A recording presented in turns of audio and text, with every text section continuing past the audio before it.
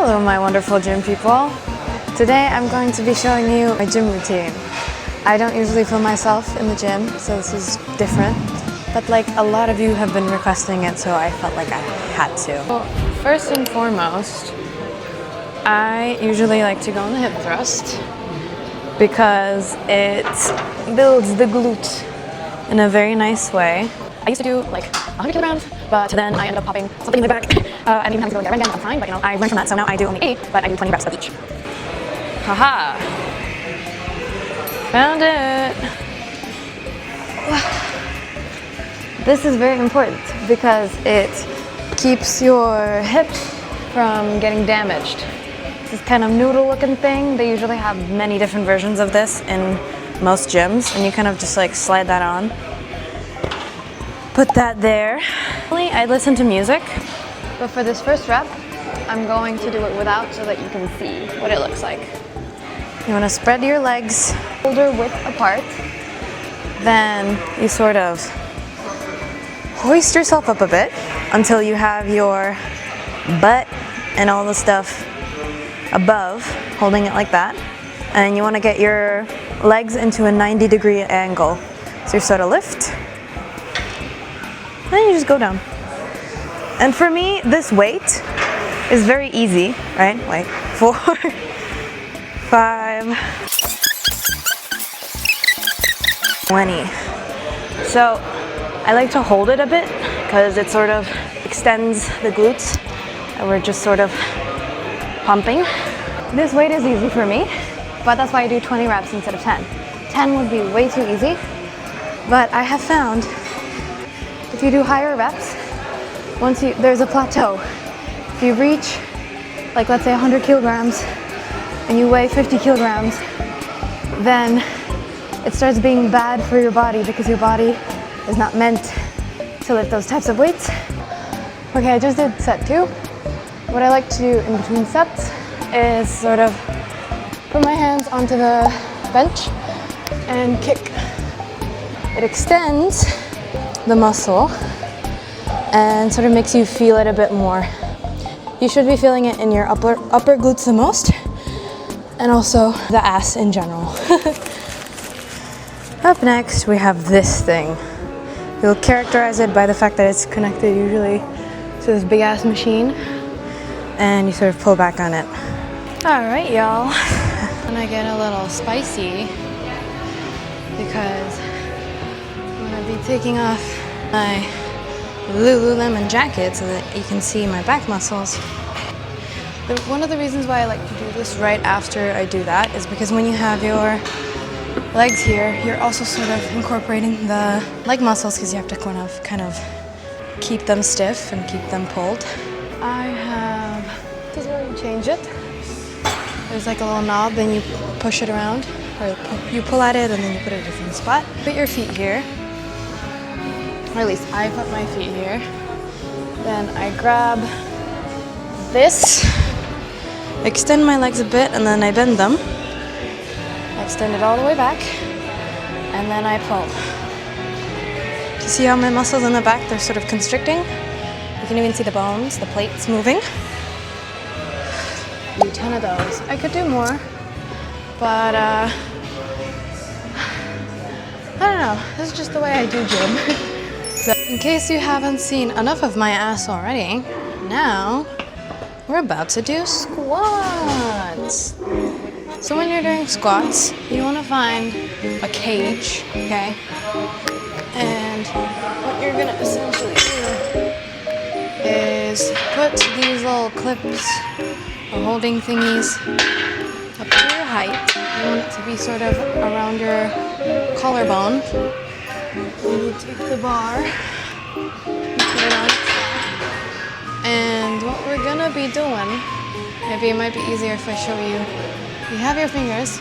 There's gonna be 2 little pieces. You're gonna put your middle finger onto one of the little pieces. Wait, actually, I'll show you. The camera's being picked up. See this? You take your finger. You're gonna go like that.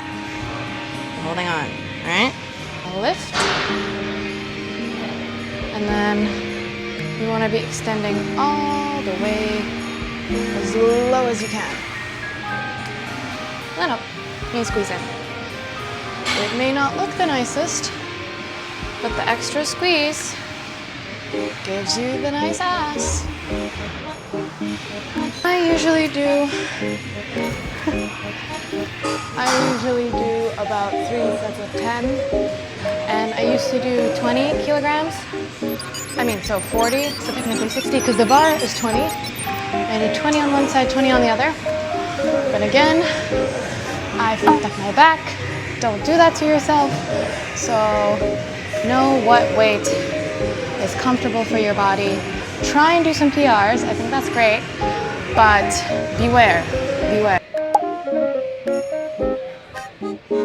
Okay, up next, you're gonna locate one of these machines. It's gonna have probably 1 or 2 of these little hooks. You're gonna need to get a big bar.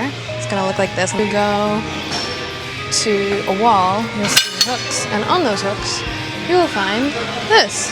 As you can see, this one has 2 different prongs. I don't know if you can see my face or not, but I'm trying to get everything in the shot. Then you take this, and you hook it onto the machine. Like so. Again, you're gonna have the hook thingies, or not the hooks, the parts where your middle finger should go, as I showed you before. I'm gonna show you on a really, actually no, I'm gonna put a bit more weight so you can see my muscles moving. Not supposed to be fully extended, slightly shoulders down. And then when you're pulling in, it touches your chest a little bit. Like so. How are we doing, bestie? Good? Woohoo! Yay! This is one of my favorite machines ever. It's called the leg press, and I have a PR of 160 kilograms on this here machine.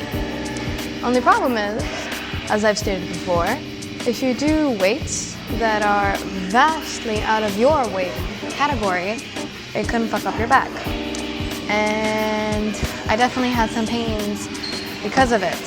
But let me show you how I do it. So you go ahead, put the machine onto a weight where you're starting with your legs bent. If you're a very long person, go ahead and have it at the top. Be my guest. But sorry. Anyways, happens, right? Essentially put your legs into a 90-degree angle. Again, just like when you were on the hip thrust, you're gonna put your legs a little bit higher because you want to extend it more to the glutes. If you want to get your quads or whatever, you put it more down. But I always want to get the glutes. Then you angle your feet a little bit, just a tiny bit out, like really just a little bit out. And then you push, it goes up, the side pieces go away. You never want to extend fully because if you have a lot of weight on it, it can, make your legs bend the wrong way, and you don't want that happening. So just a little bit, and then you go all the way down. And then you thrust again, all the way down. Again, all the way down. Wow. Oh my god, first time getting my POV.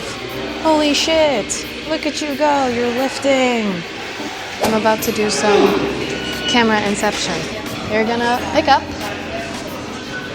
2 5s, or whichever weight you choose. You're gonna go with your back, legs, touching the bench. Then you're gonna do a little step forward. After you do a step forward, you bend the knee a little bit, and then you take the back leg and you put it on the bench. You don't want it to be sort of flexed, you want it to be just laying down.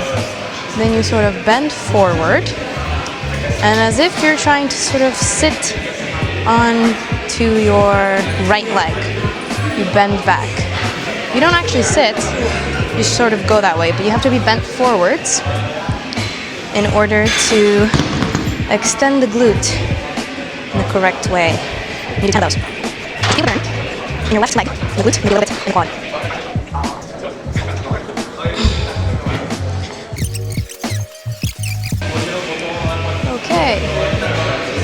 Okay, bestie.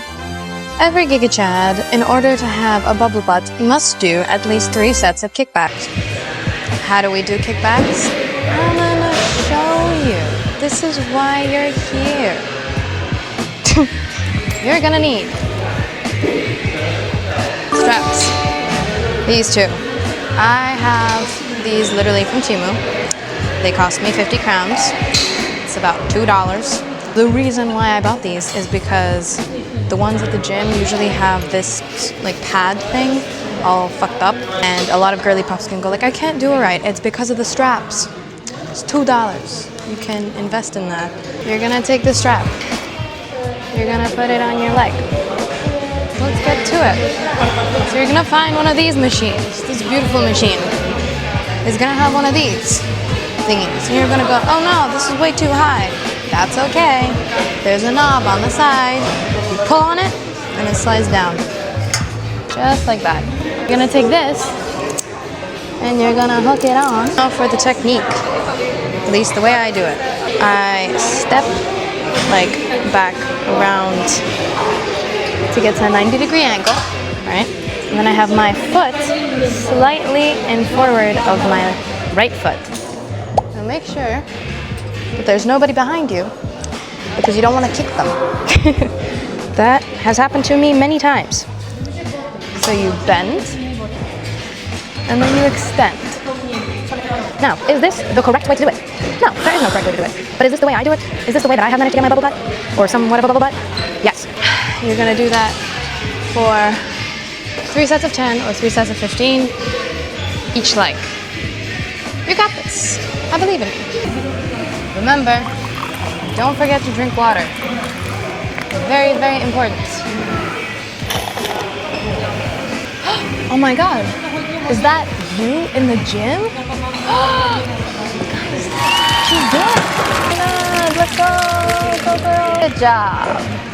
High five. Just as another option, a way that you can do it is instead of having it bent, you keep it extended. And when you're doing the extension, you go all the way back. Last but not least, we have this machine right here. It's called the hip abduction, where your sort of legs go, right? It's very good for building that sort of pear shape, right?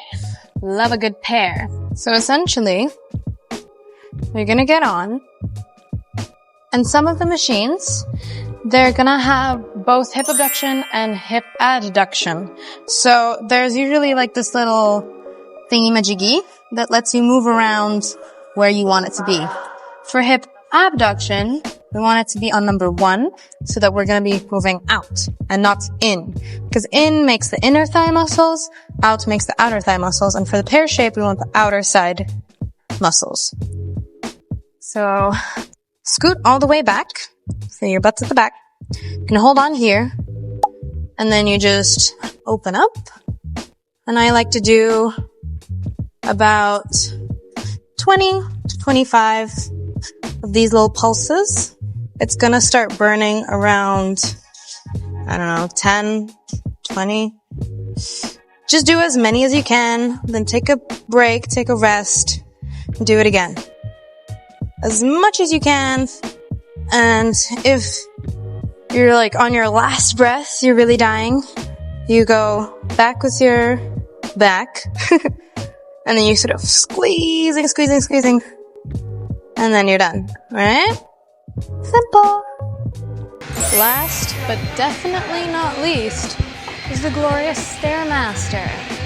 I have put my hair in a bun for this, because you will get very sweaty. My advice, okay, I always put the Stairmaster on 12, and like I'm gonna pick up my phone in a second, but what I do is I do not look at brain rot unless I'm on the Stairmaster. So it's kind of like my chill time.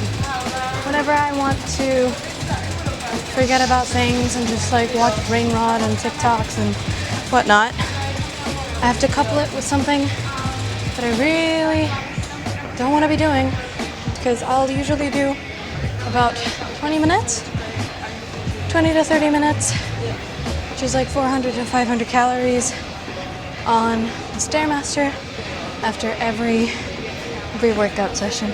I'm absolutely sweated. Oh. Thank you so much for joining me on today's workout. I am sure you did amazing, and if you're just watching it right now, preparing to get to the gym, then I am rooting for you. Thank you so much for supporting me, and I wish you good luck. And if you have any questions, my email and DMs are always open.